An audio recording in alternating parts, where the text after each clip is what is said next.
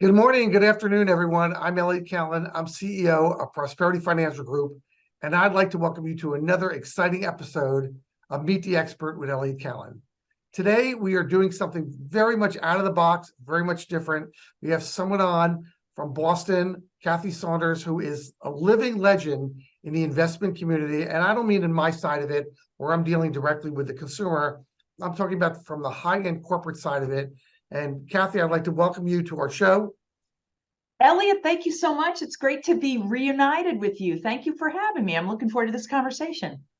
Very quickly, Cathy has 37 years in this industry. She is the head of corporate sustainability and public policy. I'm not quite sure what that is, corporate sustainability. I'm assuming they like to sustain themselves so they can be in business a month from now, but I'm sure it's something different than that. And she is also one of the top female executives in the United States in the investment industry. That's pretty exciting.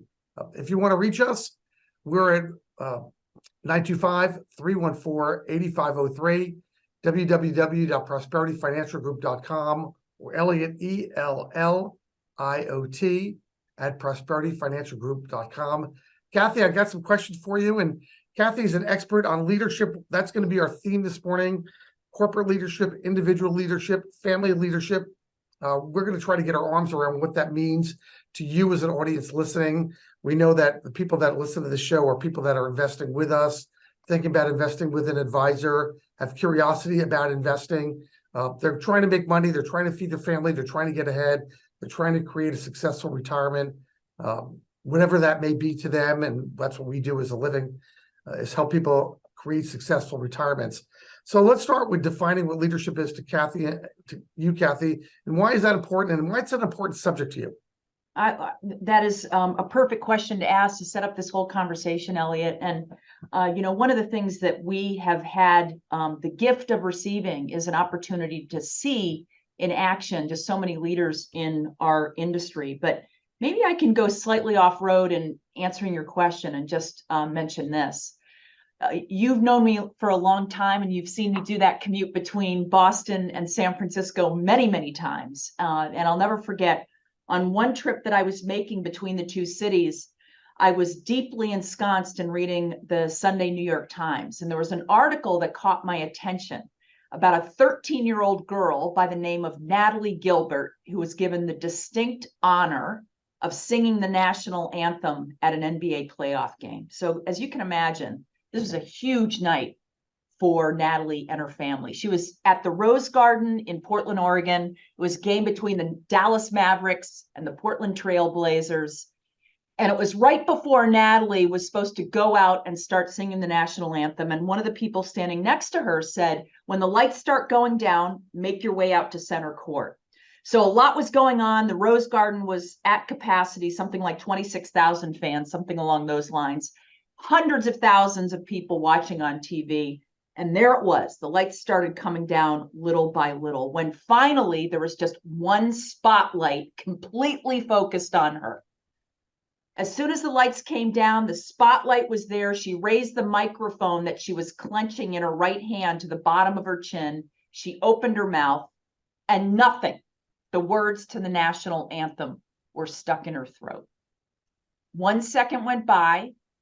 2 seconds went by, maybe 3 seconds went by, and a guy by the name of Maurice Cheeks, who was at that time coach of the Portland Trail Blazers, levitated off the bench, ran out to center court, wrapped his left arm around Natalie Gilbert, raised his right hand to the rafters, and that night led 26,000 people, hundreds of thousands watching on TV, to sing the national anthem with Natalie in his arms. And you're probably saying, what does that have to do with leadership? Leaders lead when everybody's watching, and leaders lead when no one is watching. And that, to me, in those 3 seconds that maybe this girl was in need the most, this is somebody who exemplified and was the highest expression of both character and leadership. And those are two things that you can consistently find in all of the leaders that we've had the distinct honor and pleasure of meeting over our entire careers. Wow, that's it. So in your world, and you've been doing this now for 37 years, it's a really nice, wonderful story. What does that mean to you, and what does that mean to our listener here? Well, I think, it's interesting because if you take that story and you apply it to the business that we're in, I think that, first of all, we're at a time, whether you look at our geopolitical situation, whether you look at the investment industry, we are in a time where leadership could not be more important than it is today. And the times when you need leadership the most in our business is when markets get choppy, when markets get uncertain, when there's uncertainty out there, and people need to make sure that they're sticking to their plans. And that's why it's most important in our business. And those are the times where you have to have leadership navigating your financial future at every single turn. So those are the biggest applications as it relates to what we do every single day. Well, you brought up a great topic. We call that behavioral finance, and it's managing emotions. It's helping our investors, our clients stay on track. It's helping people stay on track with their life plans. And so that's so important in leadership here. But I know from your point of view, you've been on, and you're in the corporate world, you're in Boston. I love Boston. It's my favorite small city in America. I'm shocked because Boston and San Francisco are the same size and they couldn't be more different in how they look and how they act and everything about them. And I was just there in Boston with you. What's been your journey? So I started out in my career, Elliot, is what you're asking for the most? Yes. So when I started working at Putnam, I was answering the phones 37 years ago, right across the street from where I am right now. So I guess in some ways I haven't gone too far. You're giving me way too much credit than I deserve. But I was lucky enough to learn from a number of leaders at Putnam back in 1987, which I started literally just a few months before the October crash in 1987. So I guess it was jumping into the pool at a time where leadership was also extremely important. I started out answering the phones. I worked my way up through distribution at Putnam for 3 years before I was asked to move out to San Francisco and eventually meet you, Elliot, as a matter of fact. I spent 18 years out in the great city by the bay, doing a number of different things, leading our financial institutions division. I was out representing our firm as a wholesaler for many years. And then I had an opportunity to come back and run our institutional business with the firm. That was back in 2007. That's what brought me back from San Francisco to Boston again. I ran our client engagement center for several years, our registered investment advisory practice. And then our CEO asked if I'd be interested in doing something a little bit different at the firm. And that's what got me into the public policy space and then eventually corporate sustainability. So I guess you could say I've been on a 37-year rotational program, always stepping into roles that I never thought I was qualified to do. But as I went into each one of those ventures, I just I attached myself to great leaders and people who were expert at what they did, and they've led me in the right direction and kept my ears open and made sure that I was soliciting and taking in new ideas every step of the way. So it's been a lot of fun, that's for sure. You know, it's funny, Cathy, all of us talk about in leadership, and I think of myself in leadership too, as CEO of 3 organizations here today, and started and sold a few companies along the way. And one of them was a great charity. And matter of fact, that book over my left shoulder called Driven is my latest book, which is on the Amazon best-selling list right now, about leadership and entrepreneurship. And if you haven't gotten it and you want it, give me a holler or go online to Amazon. It's not an expensive book, and it's a pretty fast read. You could do it in one afternoon. But it is about the trials and tribulations of leadership, and sometimes the failures of leadership too, because they have those too. And all of us have been motivated and touched by leaders. One of my heroes is Winston Churchill. We talked about that offline. From a book I was amazed when I was young, IT&T, which I don't even think exists today, was buying everybody out literally in New Jersey, and they owned Continental Baking, which was Hostess, and ultimately Drake's, and all these companies. They just owned everybody. Biggest defense contractor, major companies. They made fun of them on a Godfather movie by IT&T, giving a gold telephone to the head to Batista in Cuba, and they did that. And even Mel Brooks made fun of them in a movie called Engulf and Devour. He called them Engulf and Devour when because they were taking everybody over. But I was amazed as a young person that they were so driven by their vision to become the world player in so many businesses. And eventually, I think it ate them up, or they just changed leadership hands. You've been motivated by someone you told me named Howard Gardner. Who was that, and why is that important? Oh, God. Well, first of all, Elliot, before you even go there, I got my copy of Driven, as a matter of fact, delivered to my doorstep by Amazon. And it's coincidental that you brought up ITT as an example, because my dad used to work there. He worked there for 9.5 years. I think they also own Sheraton Hotels, if I'm not mistaken. So at any rate, we're on the same wavelength as far as books are concerned. I also just got a Winston Churchill book from the library just the other day. Howard Gardner, it's funny that you bring him up because he is a Harvard professor, and where I'm sitting right now, it's probably no more than 2.5 miles from the other side of the Charles River, where Gardner teaches at Harvard. But at any rate, I went to a women's leadership course at Kellogg, at Northwestern University, the Kellogg School. And it was the first time that I got exposed to some of the works of Howard Gardner. Accomplished guy. He's written about 20 different books, probably has the same number of honorary degrees. And he grew up with a passion for history and politics. But the thing that attracted me the most to a lot of what he did was exactly what you said, his research on leadership. So he studied a number of different leaders from a variety of different generations, a lot of different disciplines, leaders from all over the world. And you would recognize every single name of the leaders that he studied in his research. People like Eleanor Roosevelt, people like George Marshall, who was the chief of staff of the US Army in World War II, Albert Einstein, Martin Luther King, who arguably changed the world with one speech of 11 minutes in length from the Capitol steps, Margaret Thatcher, Martha Graham, the choreographer, Margaret Mead, the anthropologist. So a variety of different leaders. And what he wanted to do initially is extract as much learning as he possibly could and understand the stories of these leaders. So the more that he got into it, there was this question that kept on coming back to him again and again and again. And the question was this: is there a chance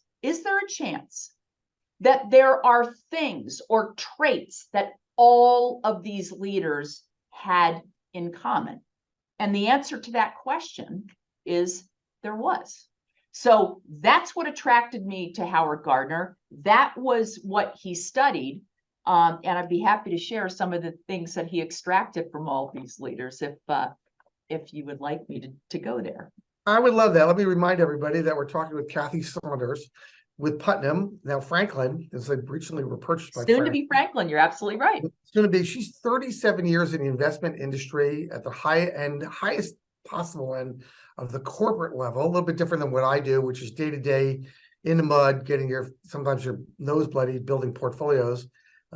And she's head of corporate sustainability and public policy, and one of the top female executives in the United States in the investment world. And the reason I find Cathy fascinating is because she doesn't come here or on any show with an agenda.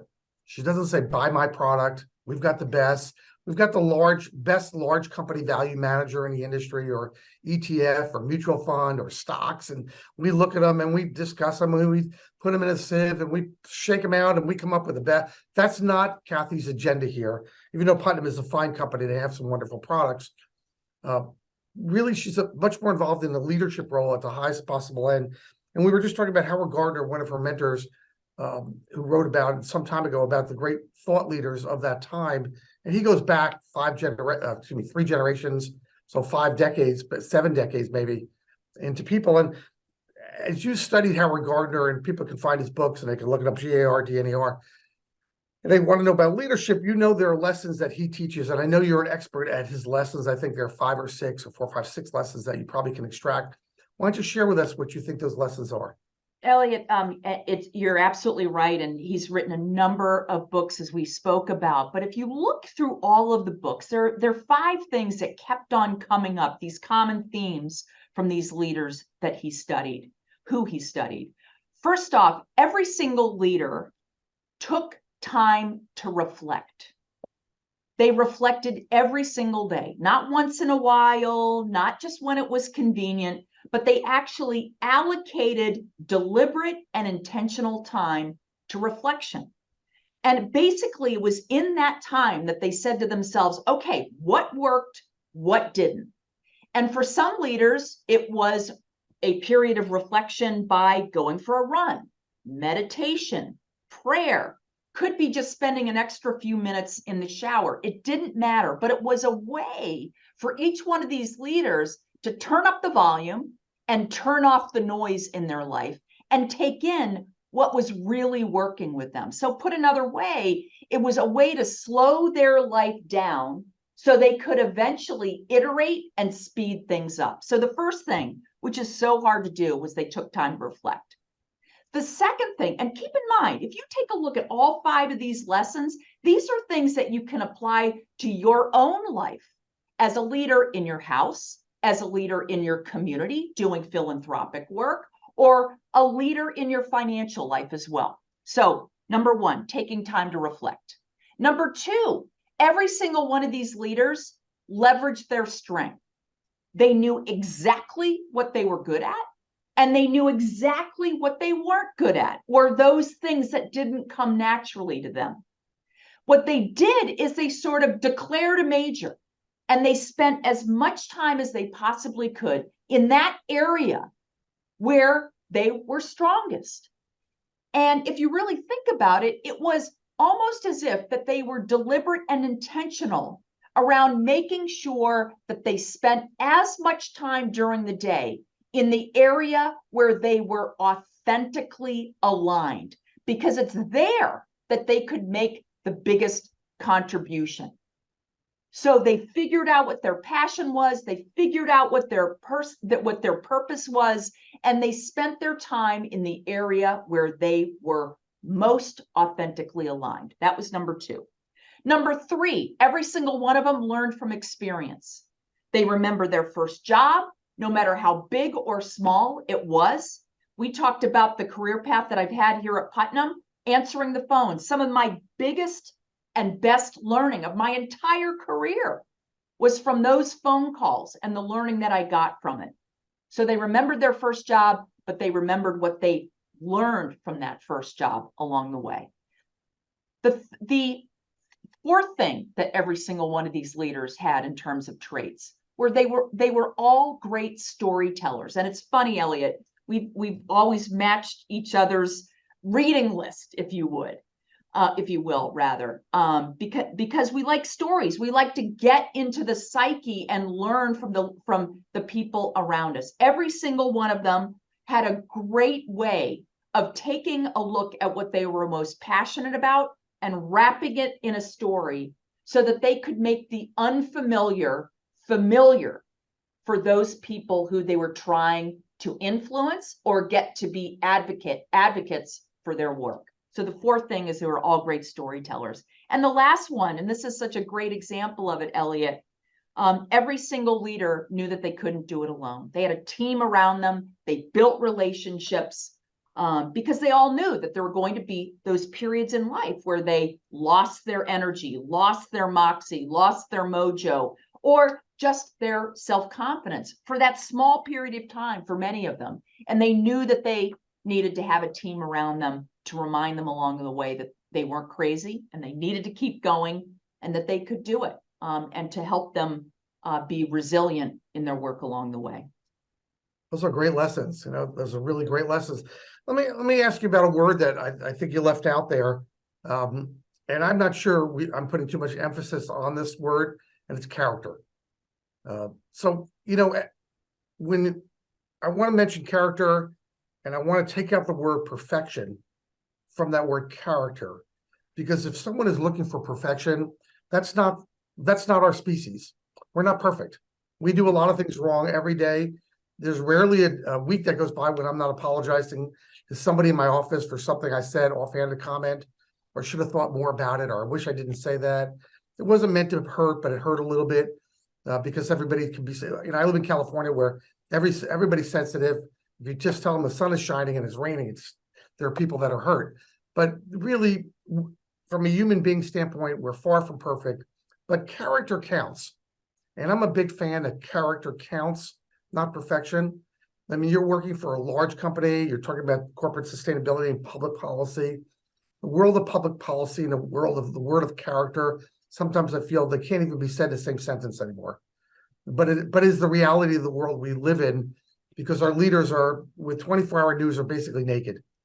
And we're not meant to be naked as a species. And I'm not talking about clothing here. So when you talk about Gardner and you talk about leaders and some of these great people, Eleanor Roosevelt or Winston Churchill or Martin Luther King, and they were very imperfect people doing exceptional work, even if you did totally disagree politically with what they did, how they did it, and why they did it, you can't deny that they did it. And that there is a difference between that too. What do you think of that? And did he miss out on that word? And how much, for the people listening here, does character really matter in a very imperfect society? Yeah, well, it is extremely important. And I think the place where character comes out, going back to our initial story, is when things don't go our way and how we show up in the world. And I think one of the gifts of the work that we do together is, as we're charting our course with our clients and at their side, there are periods where the news is great. There are periods when the news is more than great, but there are periods when markets move in the opposite direction. And what that requires is sometimes we need to deliver bad news. And I think that it's at those times where our character is really measured. And I think more often than not, what people want to hear the truth. And that's what character is all about, is delivering that consistently and deliberately and intentionally over time. But it's a key component of leadership without question. Well, this has been great. We've been talking about leadership. Let me ask you that question. I know you've got some other comments on that, but there are people that are listening who are living their daily lives. They're going to their job. Maybe they're running a company. They're trying to do the right thing. They're trying to help their employees. They're trying to be a good spouse, a partner. They're trying to do the right thing for the most part. Or maybe they're just trying to get through their day with that incident, whatever it might be. And then they're coming home and they've got young kids or medium kids or kids like me where I've lost a child along the way. And, you got to come home and feel that it's hard to get by a day of a little bit of emptiness on there, but they're trying to get through the day of it. From a leadership standpoint, why should they care about the whole concept of leadership when, we're just trying to get through our day? Yeah.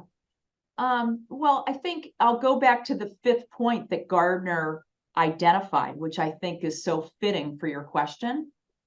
Every leader knew that they couldn't do it alone. And there is no better time to build that support system around you than now. You can't make a friend when you need a friend, right? And the more that we can prepare for those times that you're just describing, the better off we're going to be. We need that ecosystem around us. We need that support around us. And it might not seem like, and your point about just getting through the day, hey, I don't want to lead today. You can almost say that. I don't want to lead today. I just need to get through. Well, make no mistake, every leader is constantly building that support system around them because they know they're going to get to that day that you just described. And you're going to need that community around you in order to get through it and push forward to be the leader that you want to be on the other side. It's pretty amazing. It's a great esoteric concept, leadership and being a good leader, being a thoughtful leader. And whether we know it or not, if you're running a business, and you're listening to this, you're a leader.